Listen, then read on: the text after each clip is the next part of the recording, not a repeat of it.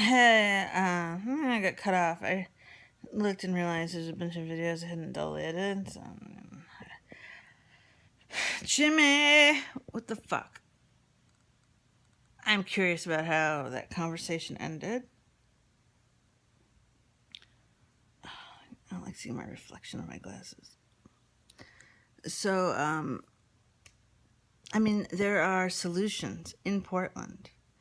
There's the community place, and that doesn't exist anymore. He could throw himself into finding a space and creating a new community space. And the issue of disposing the chemicals, okay, he's researched it, but I cannot believe that the info is really not out there. Maybe it's not easily out there on the internet, but I'm sure there are photography books at libraries, maybe like a PSU library. Um, Maybe he can't borrow those, but he could go and look at them. He could probably order old books online. The information. You can't be stopped from finding that information. The chemicals are the same as they've been for like a million years. So I feel like looking it up. But whatever, I trust that he's done a thorough internet investigation. But there's more. The information it exists. It's findable, and I'm convinced. So he finds that out.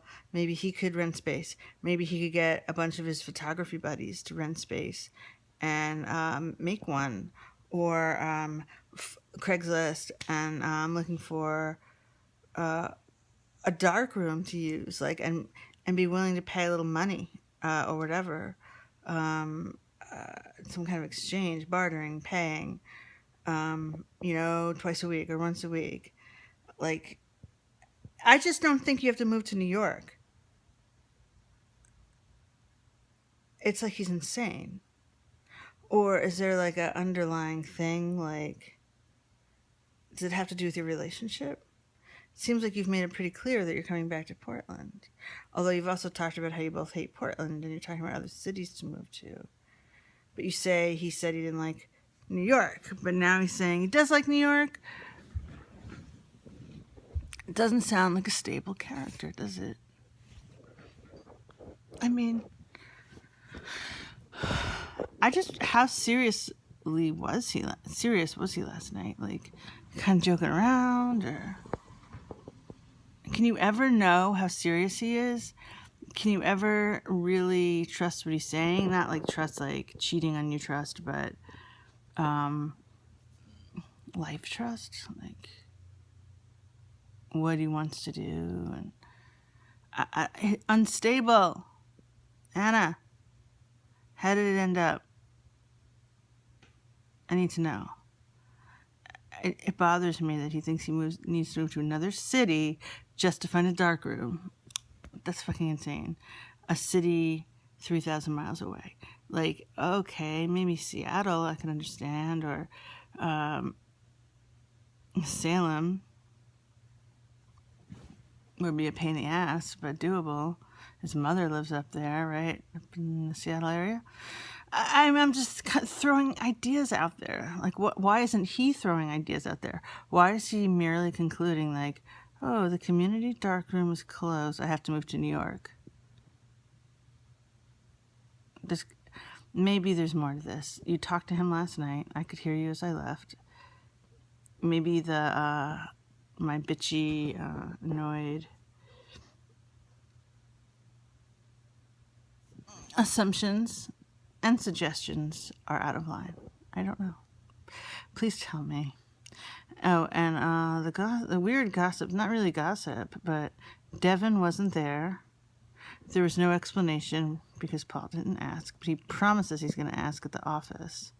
Be like, hey, why wasn't Devin there? Jacqueline wasn't there. No parents. It was just the 3 teenagers. And Carol Ann didn't pursue any lines of conversation about me, that's what I was expecting. And Paul and I were talking about all that last night, and I was like, she Or was it you and I were talking about it? I feel like maybe both. It's too close to my face. She's professing. She. Oh yeah, it was you. Like the text. I think she does love Poppy. Right. She's all caught up in her life of the moment, which is busy and social. I was getting irritated thinking about all that because I was like, to a large degree, that's legitimate. She has her life. Her life is her life. The working and socializing and having a partner. So, I guess Nancy has less going on. But even that, it's like every other week and never Saturdays. But Nancy commits to that day and calls every other Sunday. She always calls to check in. We're doing it. So, I'm not a Nancy fan, but she loves Poppy, and that's her earmarked Poppy time, and it's a commitment. And she's not busy. She works full time. Her Saturdays, she's got hiking club, reading club, shit she's got to do, errands, whatever. So okay. And she's older. She's like 70 something. Whatever. But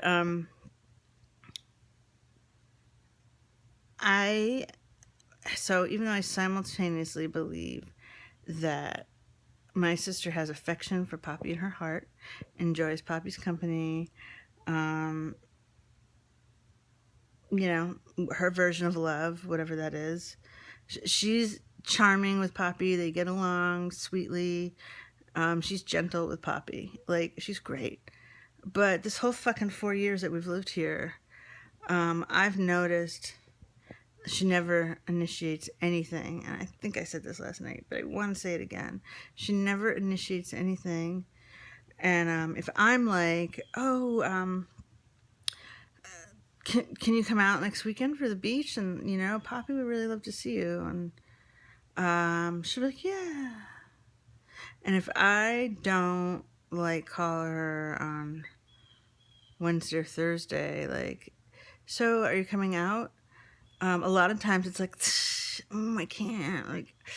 Actually, I have a trial, or I'm going to be working the office all weekend, or I promised Allison I would go to Massachusetts, or anything. That's pretty often.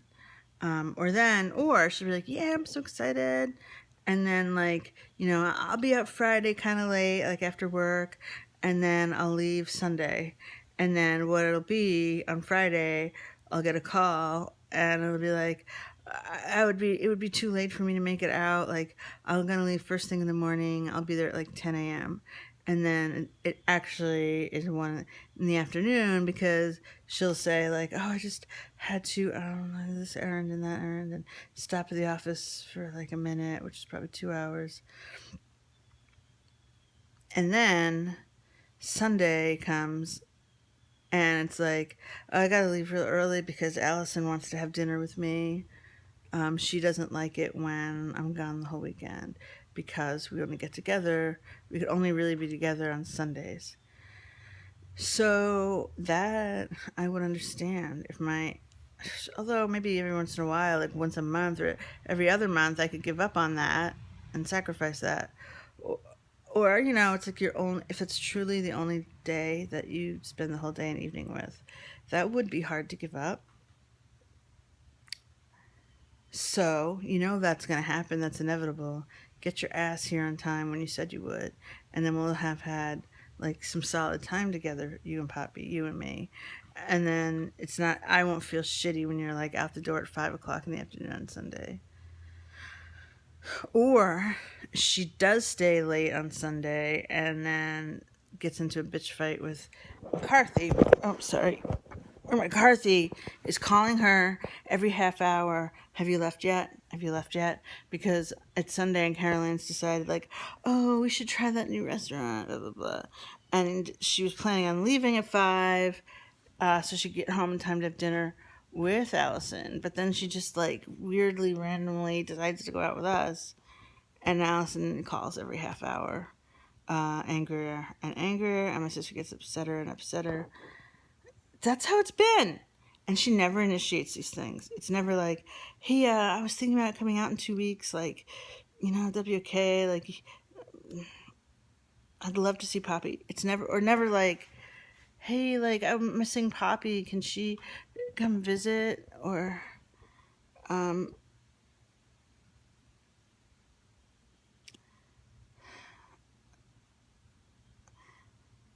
I can't expect her to have the firm commitment that Nancy has, I guess. Although she makes firm commitments to others, firm commitments to hockey or her other interests. So I don't know. Maybe I should expect the firm commitment. Or maybe not every other week, maybe once a month, or even once every month. But we've gone months. Um, Poppy, a few days ago, before it was like last week, when she was like, "I want to see Caroline." We've been spending entirely too much time with Grandma. I was like, "Yeah, it's been a while." I was like, "Your birthday? That's the last time." Now, granted, the birthday was in February, and my birthday's the end of April, so basically the beginning of May. But no time in late February to late April did my sister initiate anything at all. And I think the birthday kind of left me kind of like F you, as we know, where I was like a little bit like, I'm tired of always being the one to suggest, and I'm gonna see what happens. And then adding on that now we're not even speaking, but just from that period where we were still speaking to each other, that's enough of a long period to not want to see Poppy, this darling child that you love so much. And knowing that we're talking about moving, I guess that wasn't so completely clear about when or if.